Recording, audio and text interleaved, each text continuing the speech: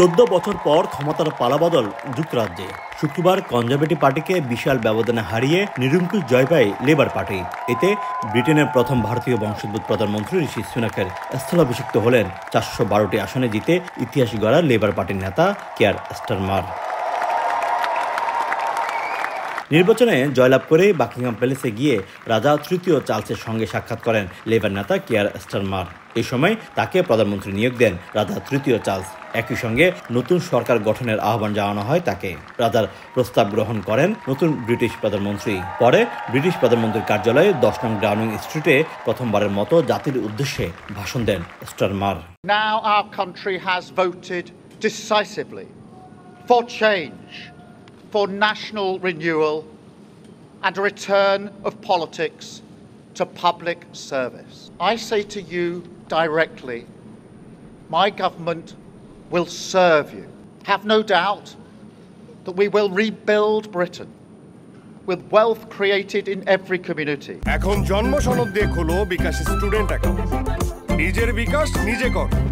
এদিকে labour party থেকে বাংলাদেশি বংশোদ্ভূত প্রার্থীদের মধ্যে জয় পেয়েছেন বঙ্গবন্ধু শেখ মুজিবুর রহমানের নাতনি টিলিপ সিদ্দিক, রোশনা আরা আলী, রূপা হক ও আফসানা বেগম। মেয়ে টিলিপ সিদ্দিকের টানা চতুর্থবারের মতো জয়ের সাফল্যে উচ্ছ্বসিত Sheikh Rehana.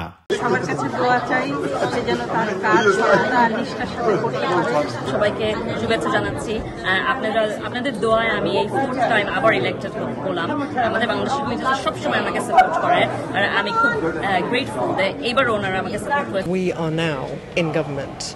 It's a long time that we've been in opposition for 14 years and people have suffered. Firstly, I'm very grateful to the people of Poplar Limehouse for re-electing me.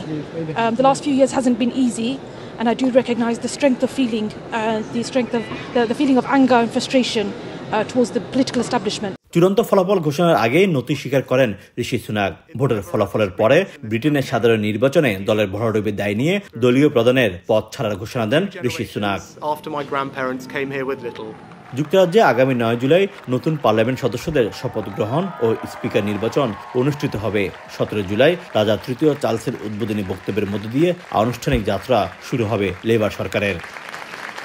নির্বাচনে জয়ের পর কিয়ার স্টারমার বলেন, পরিবর্তন এখন থেকে শুরু।